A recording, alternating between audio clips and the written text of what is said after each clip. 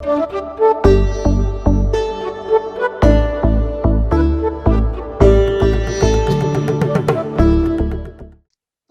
spoke about the Guru Shishya Parampara, and I happened to read that article that you wrote in that I forget the name of the magazine. Nartaki.com. Nartaki.com. Yeah, that's the one that's run by Anita Ratnam, right? Yes. Right.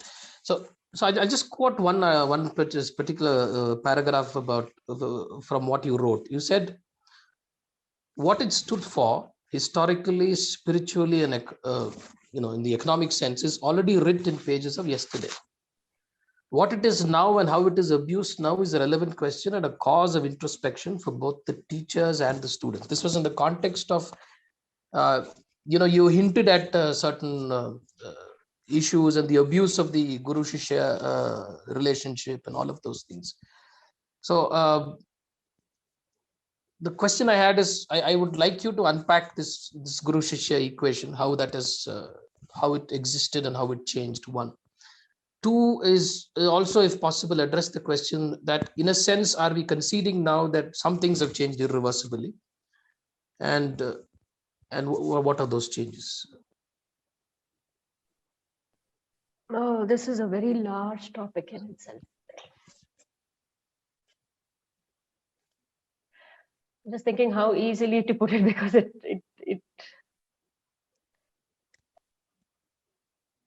see, when I say we all have to introspect what it is right now as teachers of dance and as students of dance. As in all spheres, the entire equation, what a teacher stands for today and what a student is, has changed. Therefore, because of that change, it has led to a lot of channels which can cause a lot of problems. Power play, sexual abuse, mental abuse are absolutely rampant, all in the name of saying I can make you as a great dancer or I can break you as a great dancer. It is absolutely rampant. Nobody will talk about it. They will hint at it, but it is there. When somebody, if somebody passes away or something like that, there'll be one whole stream of thought and it's forgotten. There is no active talk about it. We've seen it happen at the music level too. Very renowned people were called out, but they are continued to give performances. They are continued to be awarded. They were okay with me, so I cannot speak about this. Is a common thing. As a guru, what am I? Am I the guru that my Vadyar was? That the Sampradaya, the Vadyars of the yesteryear, like Guru Ramaya, Badubu Ramaya Pillai, Kalyana Sundaram Pillai, or the greats? No, I am not like that. I'm not at all equipped to be a guru, because they were very well versed with so many things. They knew literature, they knew so many languages, they knew Puranas, they knew Itihasas, they knew music. Do I know all that? No, not many of us know, very, very few. So in terms of caliber, technical skills, as a teacher, I have already come down several rungs of the ladder. What am I imparting? What am I imparting to my students is also proportionally come down. I am just teaching a dance form, and I'm not also very keen to hold you on throughout it. I cannot have very strict boundaries saying you must not, because if I say that, the student will run away. So we can't hold back saying, we can't say I'm the guru because I'm teaching dance. I come from this Guru Parampara, so I'm a guru. Do I have that much of a, what do you say? What is that word in Sanskrit? I forget.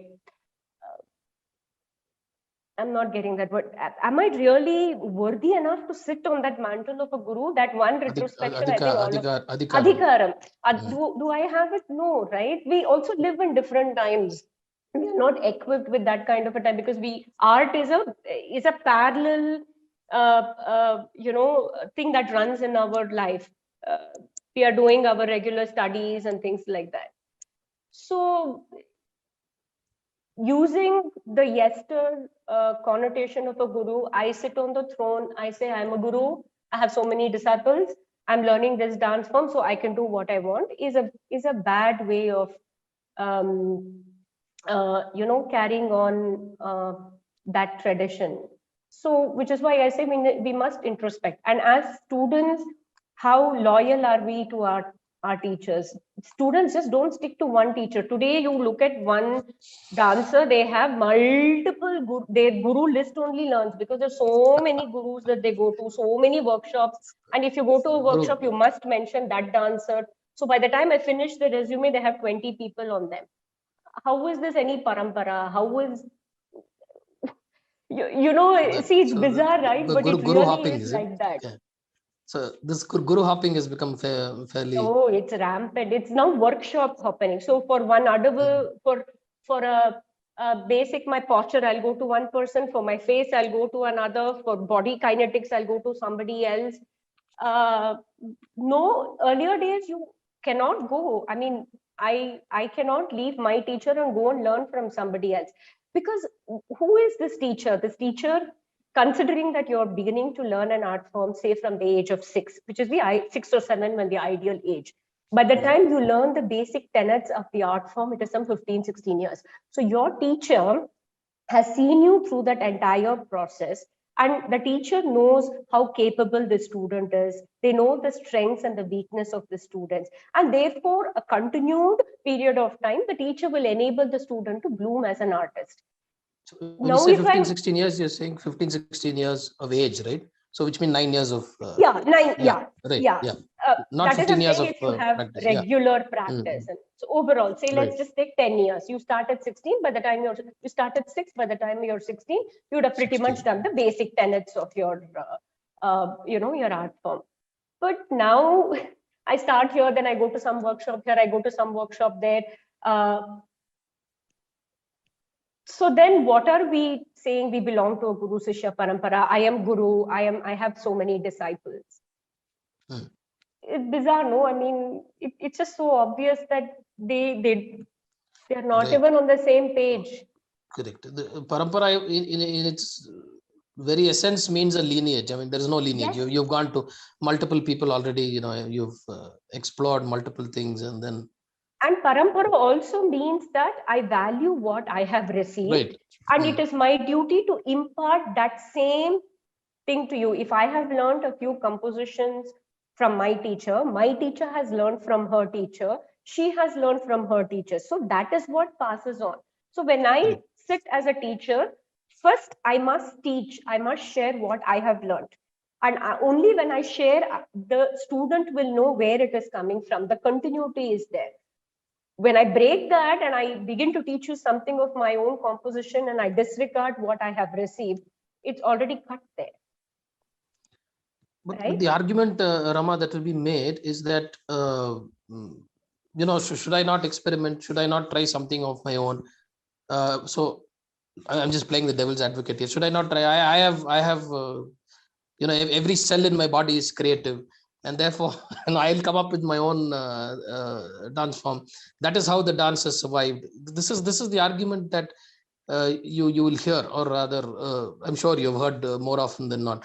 So how do we address that? I see the essential requirement of what you're saying, that there has to be an unbroken thread that passes one from. That's the whole idea of a tradition or a sampradaya or anything. It's like passing on one thing from the other, and that's exactly how Sanatana Dharma has survived, and nowhere else.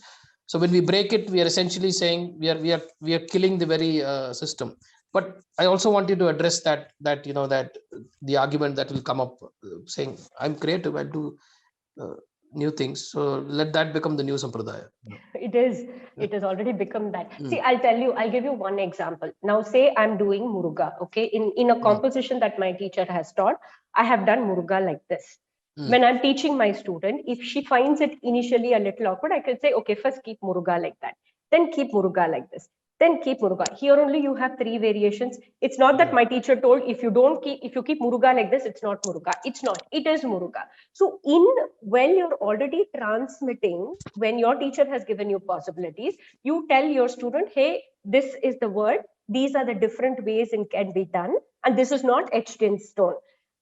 there only you have possibilities. This is a very small example, right? So these kind of possibilities within the framework are already immense. But it is for the teacher to tell them that when you do these things, these are the possibilities. So when the student views the possibilities, they don't feel restricted. So the if one perceives dance like that and says, and is also enabling the student to look at it in a slightly relaxed and a slightly versatile nature, the student will definitely take it. I have seen it happen. My teacher gave, she said, another teacher taught me this, but you can also do this. That is anyway there in the art form, right? Nobody said you have to do only like that. Nobody said you have to sit only under that tree and meditate. Today, people are saying wherever you are, close your eyes and take a breath. But the essence is the same, right? So the whole concept of I have the freedom, I can do what you want, you definitely have the freedom to what you want, but you should learn. You should know what your subject is for you to be able to find the freedom later. The problem is when you don't spend enough time, enough possibilities, how many different ways can you perceive a text? How can you communicate? When you don't know the technicalities and you jump, you jump and you say, I'm going to create, then your creation becomes very limited. If you study enough, you learn from your teacher that, the multiple possibilities, and then you will arrive at a point where you say, hey, okay, now I think I can try, now I think create, then your creation is that much more meaningful. The problem is the hurry. Nobody wants to spend time, the teacher and the student, because if the teacher is teaching 100 students or 30, 40 students, once the first student does the Arangetram, the lineup has started. So if I have 30 students and I do an average one Arangetram per year, you imagine when I come back to the first student, where is that first student? It's gone, right? And it's going to take me so much of time to train all these people. But in those days, the gurus did not have 30, 40, 50. They were not running academies of hundreds of students, multiple batches. They had few students and they gave everything to them. Therefore, the students had the ability to grasp the art form in multiple perspectives. And then they grew, they grew organically. Today, that is also restricted, right? I have to teach, I'm teaching the same set of compositions for everybody. They're all dancing the same. As a teacher, do I have the time to look at every child individually, see what they are good at? Can I enable the art form so that it suits their body? So therefore the repercussions. Things. I mean, the more we unpack this, the clearer it's becoming that we are in real deep trouble. I mean, that's what we are.